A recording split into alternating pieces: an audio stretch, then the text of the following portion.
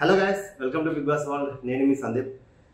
నేను అనుకున్నా ఏంటంటే, అరే రాయల్ క్లాన్ వాళ్ళే ఓజీ క్లాన్ వాళ్ళని నామినేట్ చేస్తున్నారు కదా, మరి బిగ్ బాస్ ఏదో ఒక ట్విస్ట్ ఇవ్వాలి కదా.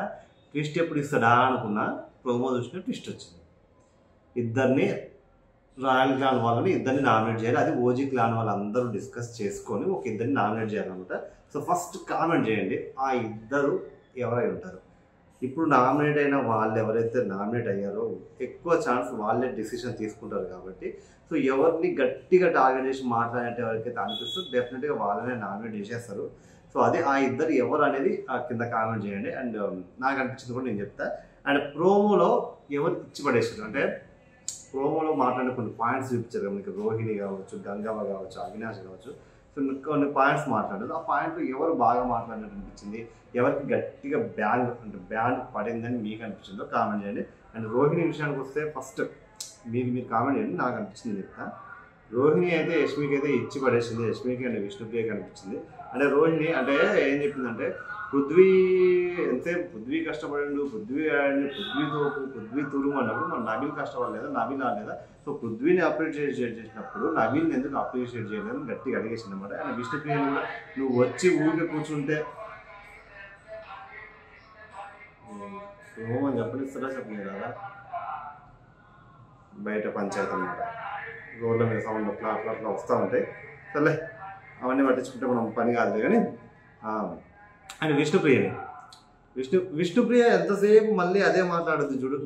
నువ్వు బిగ్ బాస్ హౌస్లోకి వచ్చినావమ్మ, నువ్వు పోరా షోకో, లేకపోతే ఇంకా ఏదో నువ్వు నేను ఏదో షోలో లేవు, నీ ఇట్లే ఉంటా ఇట్లే చేస్తాను. బిగ్ బాస్ హౌస్లో ఉన్న గేమ్స్ని స్పిరిట్గా తీసుకొని నువ్వు గేమ్ ఆడాలి. వాళ్ళు వచ్చి వాళ్ళు అందరూ నామినేట్ కూడా చేసేది ఎందుకు చేస్తారు?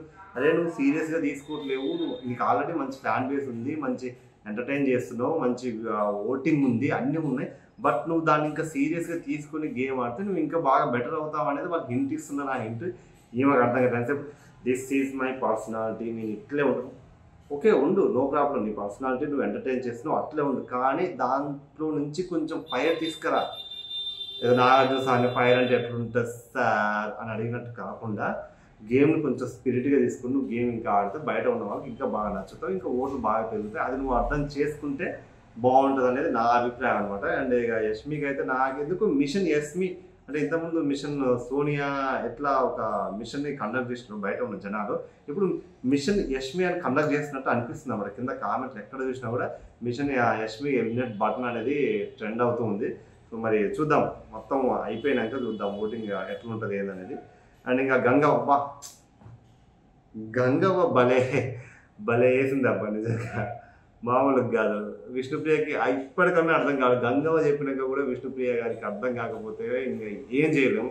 ఎందుకంటే వీడికి వచ్చి ఏదో 4 ముచ్చట్లు వేసి నవ్వించి 4 ఎంటర్టైన్ చేసి పోవడానికి ఒక్కటే కాదు, చాలా స్పిరిట్గా తీసుకోవాలి, ప్రతిదీ కూడా చాలా స్ట్రాంగ్గా తీసుకొని గట్టిగా నిలబడాలి. అప్పుడే నువ్వు బయట చాలామందికి ఇన్స్పిరేషన్గా తయారవుతావు.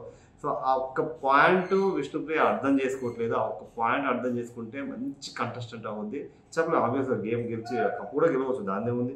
ఇంకా బాగా ఆడితే అది కూడా జరిగే అవకాశం ఉంది. బట్ తను ఇదే లూప్లో ఉంటే మాత్రం ఎక్కువ రోజులు అయితే సర్వైవ్ అవ్వదు. ఎందుకంటే ఇప్పుడు కాంపిటీషన్ చాలా టఫ్ అయింది, సిచ్యువేషన్ కూడా చాలా హైకి వెళ్ళిపోద్ది. సో ఇప్పుడు నువ్వు మళ్ళీ నేను అట్లే ఉంటా, అదే కామెడీ చేస్తా, అట్లే నవ్వుతా, అదే చిన్నపిల్లల శేఖలు చేస్తా అంటే మాత్రం కుదరదు అనమాట. సో గంగవ్వ చెప్పినాక కూడా అర్థం చేసుకోకపోతే ఇంకా మేమేం చేయలేదు. అండ్ అవినాష్, సో యష్మి విషయంలో కరెక్ట్గా అన్నాడు. అంటే టేస్టీ తేజ నామినేట్ చేసినప్పుడు ఇట్లా అంట చూసినావు అంటే, అది నీకు ఎంత మణికంఠ మీద నీకు ఎంత కోపం, ఎంత ఈర్ష్య ద్వేష సంథింగ్ అట్లాంటి ఏవో ఉంటేనే కదా నువ్వు నామినేట్ చేయగానే నీకు అంత హ్యాపీనెస్ వచ్చిందంటే, సో అది కూడా ఒక రకంగా నువ్వు నెగిటివ్ అంటే, నేను ఎంతసేపు అతన్ని నెగిటివ్ చుట్టూ కన్సోల్ చేస్తున్నా అది ఇది అన్నావు కదా, మరి ఇప్పుడు ఎందుకు అంత ఇది వచ్చిందని చెప్పి సో అవినాష్ అయితే నామినేట్ చేయడం జరిగింది. అది కూడా కరెక్ట్ ఎగ్జాక్ట్ పాయింట్ అనమాట అదే. అండ్ పృథ్వీ విషయంలో కూడా పృథ్వీ కూడా టాస్క్ పక్కకు పెడితే, టాస్క్ నిజంగా టాస్క్ విషయంలో ఆడుతుండు, బట్ టాస్క్ పక్కన పెడితే నార్మల్ టైంలో ఎక్కడ కూడా పృథ్వీ కాదు, పృథ్వీ అయినా నిఖిల్ అయినా ఎవ్వరు కూడా ఎంటర్టైన్ చేసినట్టయితే నాకు ఎక్కడా కనపడలేదు.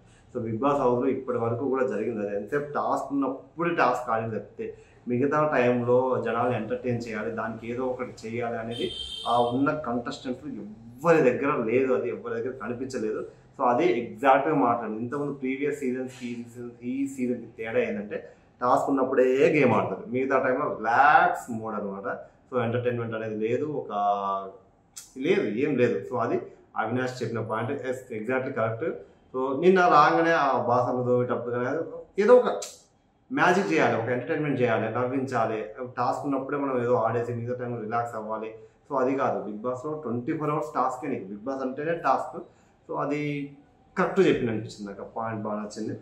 సో అది మొత్తం అయిపోనే టోటల్గా అది అయిపోనే నామినేషన్స్లోకి మళ్ళీ రాయల్ క్లాన్ నుంచి ఇద్దరు అన్నారు కాబట్టి మ్యాక్స్ రాయల్ క్లాన్ నుంచి ఇద్దరిలో ఎవరిని చేస్తారని మీరు అనుకుంటున్నారో కామెంట్ చేయండి. నేనైతే